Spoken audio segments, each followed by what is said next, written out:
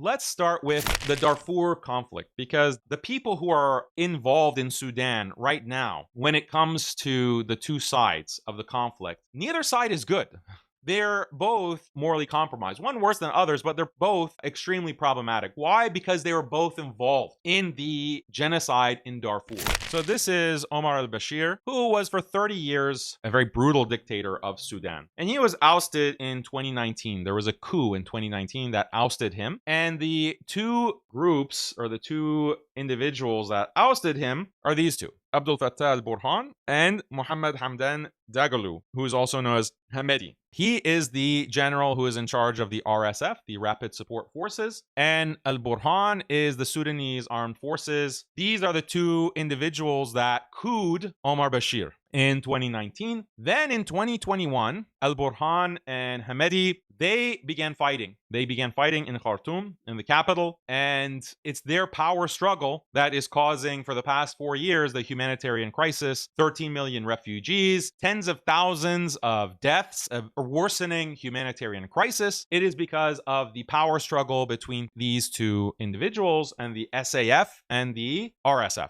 So who should Muslims support? Neither of these individuals are the good guys, is what I'm telling you. And Omar Bashir is certainly not the good guy either, or wasn't. He wasn't the good guy either. He committed a genocide against African Muslims in Darfur, in the western side of Sudan. So if we go to a map of Sudan, you can see that Sudan was broken up into South Sudan and Sudan in the north. So South Sudan is where most of the Christians are, African Christians and other ethnicities and religions as well, animists as well. And this northern part with Khartoum, that's where the Arab Sudanese are located, and they've been in power, obviously. But you have more ethnic divisions because in the western side of Sudan, this area is Darfur, and a genocide was committed between 2003 and 2008. And it was an ethnic genocide because it was black Sunni Muslims that were being genocided by Omar Bashir's forces, an Arab Sudanese force against the Muslims in Darfur. This is significant because this is a Sunni on Sunni genocide, and we don't really hear about it. We didn't hear about it at the time in 2003 and 2008. Some of us maybe were too young or we weren't connected. That was a time before social media had really taken off in the way that it is now. You couldn't really share videos in the same way that you can share videos now. Not that there would be many videos, but there wasn't as much news coverage in the West, and many Muslims really weren't aware that 300,000 African Sunni Muslims were being massacred through these forces, the Omar Bashir forces in Sudan. And the people that were really in charge of taking orders from Omar Bashir and conducting this genocide was Hamadi, who was heading the Janjaweed militias, and al-Burhan. He wasn't at the highest level of the Sudanese army at that point, but he was one of the officials, and he was involved working alongside the Janjaweed militias against these African Muslims. Now, why is Darfur important? Because Darfur has a lot of resources. Darfur has a lot of gold mines. A lot of gold wealth is located in this part of Sudan. And so that's why these people are getting massacred for control of these mines. And there's other factors as well. So this is 2003 to 2008. In 2019, Omar Bashir is ousted through a coup by his own generals. Al-Burhan and Hamedi as well turns on Omar Bashir, and they take power in 2019. And then 2021, they start fighting each other. And this is what has created the crisis. Now, since 2021, the RSF, the Rapid Support Forces, led by Hamedi, have been very successful in controlling Khartoum. Khartoum is right on the Nile. It's the capital, and they have been able to control most of the western side of Sudan. This has created the refugee crisis, so a lot of refugees are escaping to surrounding countries. This has created a refugee crisis in these surrounding countries, and they're very brutal. They are just conducting massacres. They cut off aid. They cut off any kind of food, so there's famine that's created, and this is a massive humanitarian crisis. The SAF, the Sudanese Armed Forces, have been pushed back and their base of operations has been in the port of Sudan. And the port of Sudan is extremely significant geopolitically for reasons I'll explain. So the SAF with Al Burhan has been in the east, the RSF has been in the west, and they've controlled Khartoum. But things have really turned around. Starting in 2024, starting last year, SAF has made a counter response. They've been able to push back. They have retaken Khartoum, and now RSF is on the back foot. Why? Because SAF is now getting more support. The surrounding countries like Ethiopia, Egypt is now providing more resources to SAF, and also Turkey, also Iran are providing drones. And RSF doesn't have the same kind of drone capabilities, so SAF using drones are able to have a qualitative military advantage over RSF. And this has turned things around. Now SAF has retaken Khartoum, and now it's the situation is RSF is vulnerable, but they still control the western part of the country. So this is where the situation stands today in 2025. And who is suffering, who continues to suffer because of this conflict? It's the average Sudanese Muslims, whether they're African or whether they're Arab. Now, who's supporting RSF? It's the UAE to paint the SAF as Muslim Brotherhood, Ikhwan, terrorists who are killing and raping and pillaging. That's how they're depicting SAF. And we'll see the irony of this kind of accusation in a second, because who was the UAE supporting when it came to the Darfur massacres, when it came to Omar Bashir? Who was the UAE supporting? Who was the UAE supporting in the coup in 2019? Spoiler alert, they were supporting the same people that they're calling Ikhwan now. The same people that they're calling Ikhwan now, Al Burhan, they were supporting in the coup in 2019 against Omar Bashir, and even before that. So that's the dishonesty of the UAE. But the point is that the RSF is supported by the UAE. Like, why is the UAE so involved in this conflict? What does the UAE gain? Like, what is the UAE's interest in backing the RSF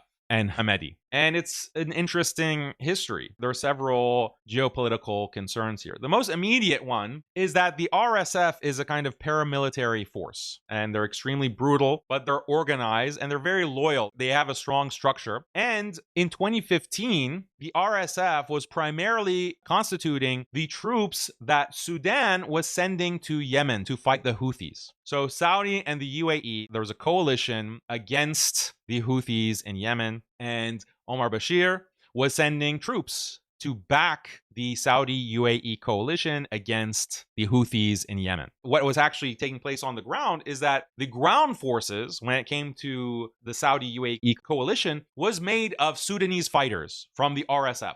You think that when Saudi and the UAE fights a war, they're sending Emiratis or they're sending any kind of Saudi, like ethnic Saudi, to fight in these battles? No, they're sending Africans. They're sending the Sudanese, tens of thousands of Sudanese soldiers going from the port of Sudan into Yemen to fight this proxy war on behalf of Saudi and the UAE. So the RSF has become a proxy military force for the UAE to project power in this region, along the Red Sea and within Africa itself. Since 2015, UAE has recognized the value of this paramilitary force. Now, why did they side in 2021 with RSF as opposed to Al Burhan and SAF? Because RSF has been more involved. In Yemen, RSF has also control of Western Sudan, where what's located? The gold mines. So these gold mines have become a major economic boon for UAE. It has helped them diversify their economy because now they have access to billions in gold wealth because of their connection to RSF. So that's why UAE has backed RSF. Interestingly, Saudi has tended to back SAF. Al Burhan. We have to understand the strategic benefit of controlling Sudan. Whoever controls Sudan is going to have a major geopolitical advantage within two parts of this map. One is obviously the Horn of Africa as a whole. So this is the Horn of Africa. So you can see the Horn of Africa is extremely significant for a couple of reasons. One is that this becomes a hub. The Horn of Africa is a hub because so much of Africa's resources are shipped out of Africa through this horn. Why? Because of geography. And you can't see all of Africa, but you have the Sahara Desert. You have the Sahara Desert, and it extends obviously all the way to the west to Mauritania, and this creates a massive barrier. So if you're in sub-Saharan Africa in one of these countries and you're trying to get material resources for trade to the Indian Ocean and then through the Red Sea so that you can get to the Mediterranean, to Europe, the best route is through the Horn of Africa. So whoever has control of the Horn of Africa is able to control a huge portion of the resources of Africa, the economy of all of these African countries, the 54 African countries, 54 or so, at least the ones that are on the eastern side. Then the Horn of Africa is also significant because it is going to create control of, first of all, the Bab el-Mandeb Strait here, the strait. This is a choke point. This is a significant economic choke point, which controls the access to the Red Sea and then access to the Suez Canal and then the Mediterranean. So this choke point is very significant, and you have a massive concentration of military bases along this African coast in these countries like Eritrea, Djibouti, and Somaliland, because you have the US Central Command, African Central Command is located here. China has a base here. Russia has a base here.